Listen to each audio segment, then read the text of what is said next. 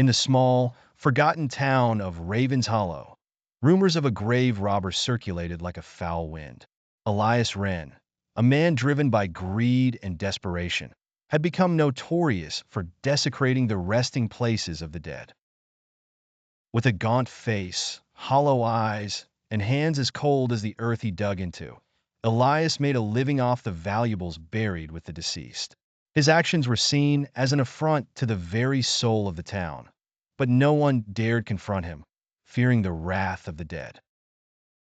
One bitterly cold night, Elias targeted the grave of Mary Thorn, a widow known for her wealth. She was buried with a necklace of rare black pearls, rumored to be worth a fortune. As Elias stood before her grave, a sense of unease washed over him, but the hunger for riches drove him forward.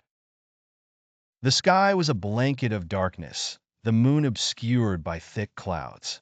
With each shovel of dirt, the wind seemed to howl louder, as if the earth itself was crying out in agony. After what felt like hours, the coffin was finally revealed. Elias pried opened the lid with trembling hands, his breath visible in the frigid air. Mary Thorn's body lay eerily preserved, her face twisted into a grotesque smile. Her lifeless eyes seemed to stare straight into Elias's soul. Ignoring the growing dread in his chest, Elias reached for the necklace, but as his fingers brushed the pearls, a sharp pain shot through his hand. He recoiled, blood dripping from a fresh wound on his palm. The pearls were warm, almost pulsating, as if they were alive. Suddenly, a voice, low and menacing, echoed through the graveyard. "You dare disturb my rest, Elias Wren?" The voice seemed to come from the very earth beneath him. Elias's heart pounded in his chest as he frantically looked around, but there was no one in sight. "Who's there?" he shouted, his voice trembling.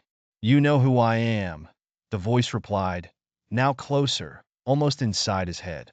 "I am Mary Thorn, and you have stolen from me." Elias stumbled back, falling into the open grave. The coffin lid slammed shut, trapping him inside. Panic surged through him as he pounded on the lid, but it wouldn't budge. The air grew thick, suffocating him, and the scent of decay filled his nostrils. He could feel the presence of something terrible inside the coffin with him, something that wanted revenge. Then the whispering began.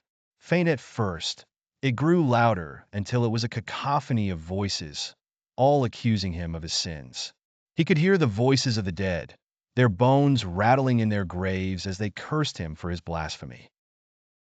"Your greed has sealed your fate, Elias," Mary's voice hissed. "You will rot here with us, forever cursed to wander the earth as a soulless wretch."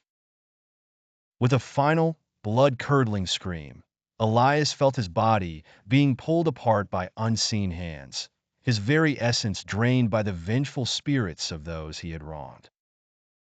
The last thing he saw before the darkness consumed him was Mary Thorn's grinning face, her eyes gleaming with malevolent satisfaction. The next morning, the townspeople found Elias's lifeless body lying atop Mary Thorn's grave, his face frozen in a mask of terror.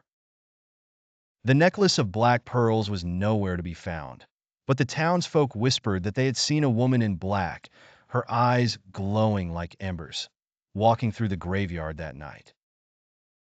From that day forward, Ravenshollow was shrouded in an eerie silence. The wind no longer howled through the trees, and the birds refused to sing. The townspeople knew better than to speak of Elias Wren or the curse of Mary Thorn, for fear of inviting the wrath of the dead upon themselves. And so, the story of the grave robber who was consumed by his own greed became a dark legend, a warning to all who would dare disturb the rest of the dead.